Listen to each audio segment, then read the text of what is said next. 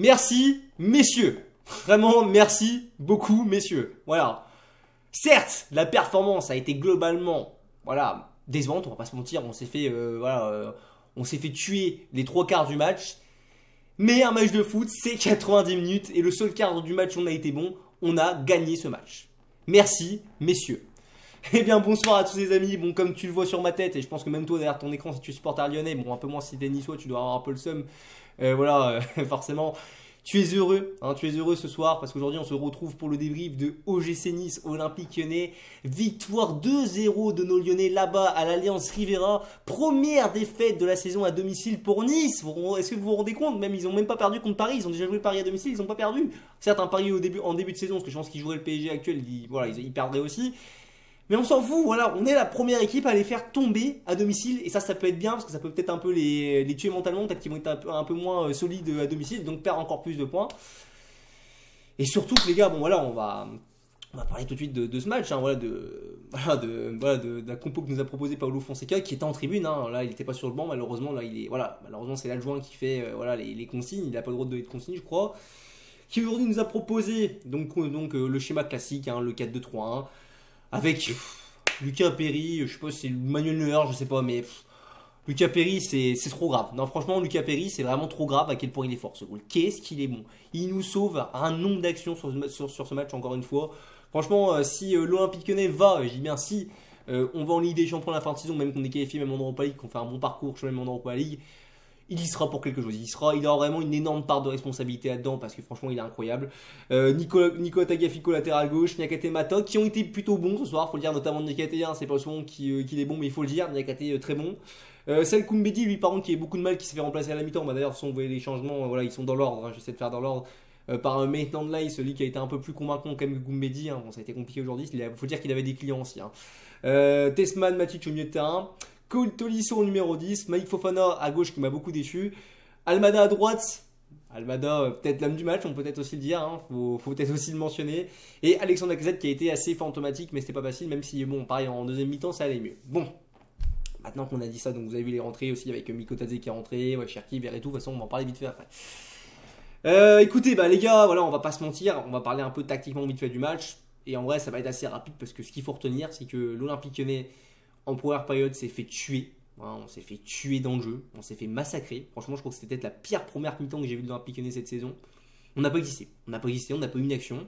Ils ont eu une multitude d'actions, vraiment. On s'est pris vraiment une pluie de météorites sous la tête. Vraiment, je sais pas combien de fois ils ont frappé. Mais non, franchement, si on n'a pas un grand Lucas Perry, s'il y a 2-3-0 à la mi-temps pour Nice, c'est pas ce qu'on a eu. Heureusement, heureusement que nos joueurs ont plus ou moins bien fait leur taf, hein. Surtout sur les côtés, on s'est fait ouvrir parce que ouais, Nice, c'est vrai que Nice, bon, autant en Coupe d'Europe, bon, je ne veux pas vous le rappeler, même si bon, on peut quand même vous le rappeler parce que pour moi, ils sont assez honteux en Coupe d'Europe, hein, faut le dire, c'est pas la première fois, mais cette saison particulièrement. Voilà, ils ont été ridicules, mais sous le papier, les gars, faut quand même le dire, en Ligue 1, c'est une bonne équipe, Nice, pardon. Nice, voilà, c'est une très très bonne équipe. Quand tu vois le matériel qu'ils avaient ce soir, les joueurs qui nous ont fait mal, Alicho, qu'est-ce qui nous a fait mal, Guessant, très bon joueur aussi. Laborde, bon, ça n'a pas été extraordinaire, mais pas mauvais non plus. Et après voilà le milieu de terrain aussi avec bon les pistons aussi je parlais du milieu de terrain, c'était il me semble Santa Maria et je ne sais plus d'autres, j'ai oublié son nom, je sais pas pourquoi, mais les pistons, Klaus aussi, hein, international français qu'on le veuille ou non, alors bon voilà, pas le meilleur joueur en équipe de France on est d'accord, mais c'est un international français quand même. À gauche Melvin Barr on connaît très bien, il a joué chez nous, hein, très belle progression de sa part d'ailleurs, je pense qu'il pourrait viser un peu plus haut que Nice. Mais ouais, non, franchement, il y avait du matériel. Juste la défense où je connais un peu moins, hein, voilà, à part Dante. Bon, Dante, lui, il est indéboulonnable, hein, c'est même une de ses légendes de Ligue 1. C'est un peu le genre comme Hilton, c'est à Montpellier, c'est pareil. Non, franchement, c'était pas facile. Hein, franchement, on a eu une belle adversité en face, il faut même le dire. Hein. Les Niçois, ils peuvent regretter ce match, ils peuvent regretter de le perdre, parce que franchement, ils avaient toutes les armes, ils auraient mérité de gagner, mais comme je le dis, dans le football, il n'y a pas de mérite. On a fait notre taf. Alors, est-ce que c'est pareil? J'ai envie de dire, on se répète à chaque match. C'est dommage de se dire à chaque fois qu'on fait une mi-temps sur deux. Il y a encore, là, c'était même limite une demi-mi-temps. Je sais pas comment on pourrait dire, parce qu'on va dire que c'est à partir de l'heure de jeu. De toute façon, à partir du moment où il a sorti, Lacazette et il me semble, c'était Matic. C'est là où ça a commencé vraiment à aller mieux, tu vois. Hein, je sais plus d'ailleurs que quand ils sont rentrés. Bref, quand Nuama est rentré, on va dire à peu près, voilà, c'est plutôt quand il est rentré là, donc à la place de Fofana, qui a fait un match vraiment pas bon. Hein. Fofana, je sais pas s'il a réussi à un duel dans le match. Enfin, je sais pas s'il a réussi un jeu, je me rappelle plus. Mais ouais, c'était compliqué, Malik Fofana. Malik Fofana, ça a été très compliqué dans le jeu, je trouve. Hein. Il a pas réussi à faire de différence. C'est un peu dommage. J'ai l'impression que Malik Fofana, il est très fort voilà, quand il doit faire un peu ce rôle de super sub. Mais quand il est titulaire, je sais pas, j'ai l'impression que c'est pas le même joueur. Il a pas la même efficacité, c'est dommage. Koumbedi aussi qui a eu du mal aussi.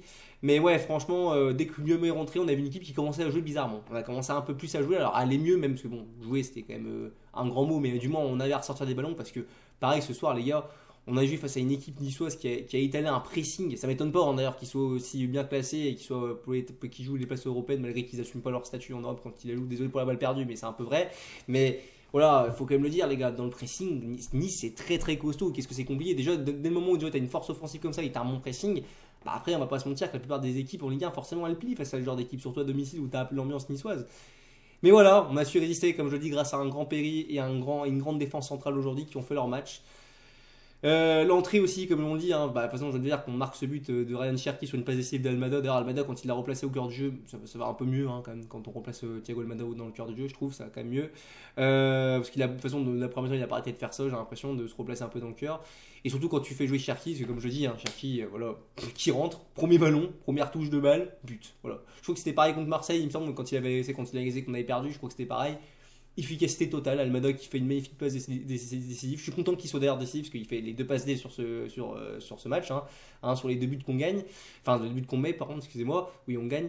Avec aussi ce deuxième but de Nuama, je vous avoue, hein, quand Nuama il a marqué ce but là, j'ai sauté de mon canapé. Autant 1-0, bon j'étais content, j'étais content si, j'étais en mode putain ouais, mais alors le deuxième les gars j'ai sursauté de mon canapé. Je me suis dit mais on va réussir à battre Nice parce que malgré qu'on avait marqué ce premier but face à Nice, je me suis dit bon il reste encore un bon petit quart d'heure, ils ont le temps d'égaliser et c'est pas impossible que voilà on soit égalisé connaissant cette équipe, on peut s'attendre à tout.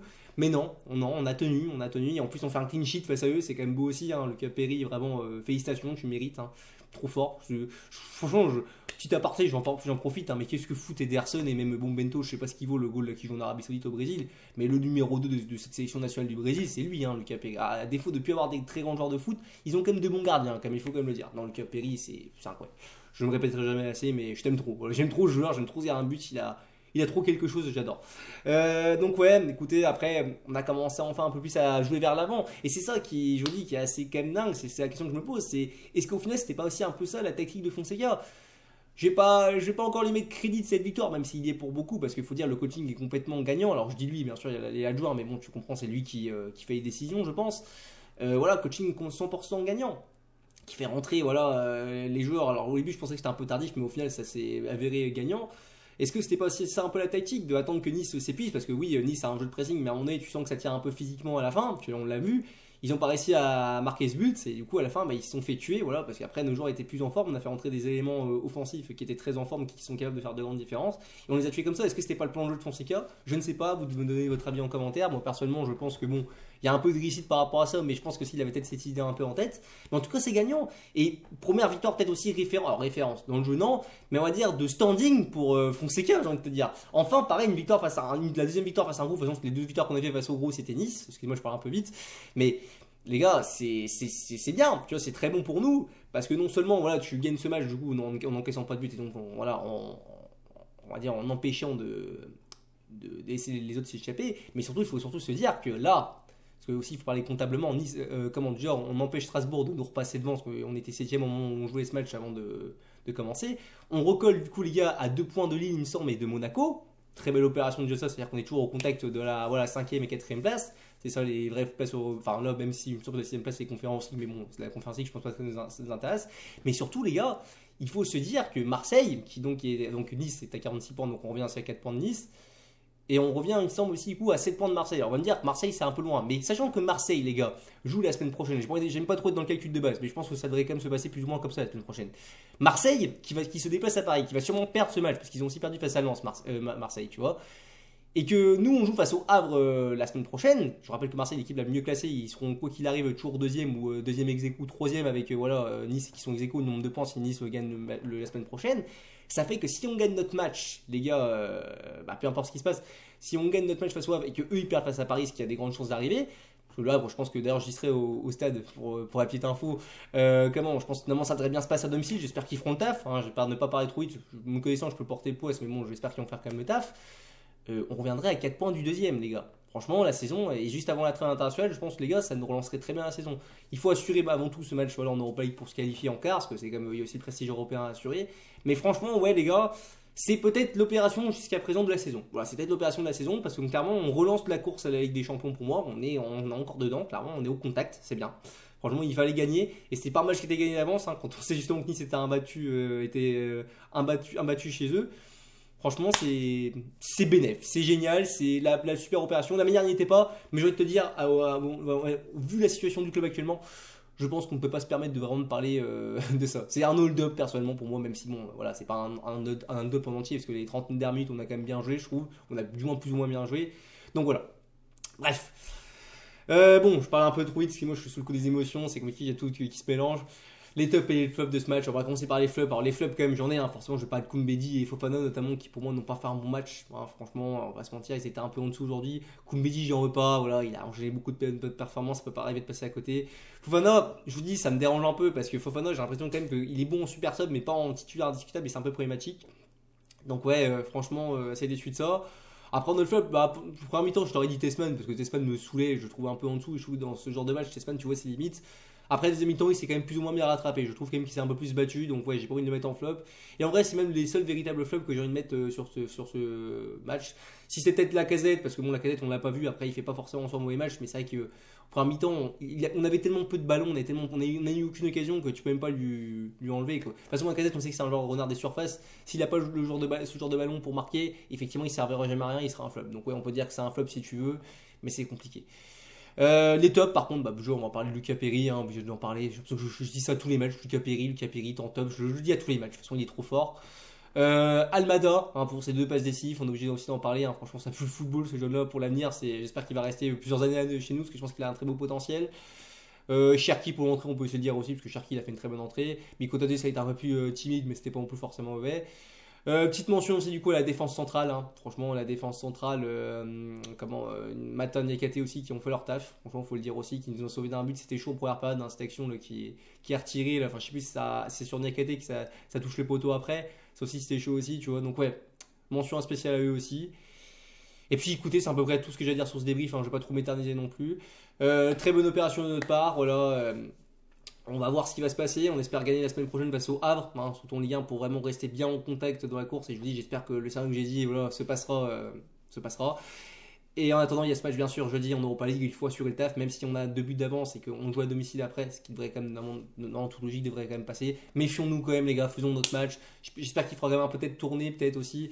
Mais voilà, restons quand même concentrés, respectons cette équipe de Steaua Bucarest quand même, parce que voilà, c'est pas non plus une équipe non plus amatrice non plus, c'est une équipe européenne. Et puis voilà, hein, donc n'hésitez pas aussi à donner votre avis, que ce soit en pouce bleu ou en pouce rouge, aussi en commentaire, ça m'intéresse de savoir votre avis sur ce match. Il n'y a pas de souci, on peut débattre avec moi si les supporters niçois qui veulent aussi donner leur avis, tant que c'est dans le respect, il n'y a pas de souci. Hein, on peut débattre. Et puis voilà, hein, nous on se retrouve les gars pour une nouvelle vidéo prochainement, pour le débrief normalement de Lyon-Bucarest. Et d'ici là, je vous dis à la prochaine et allez l'OL. Allez, à plus les amis.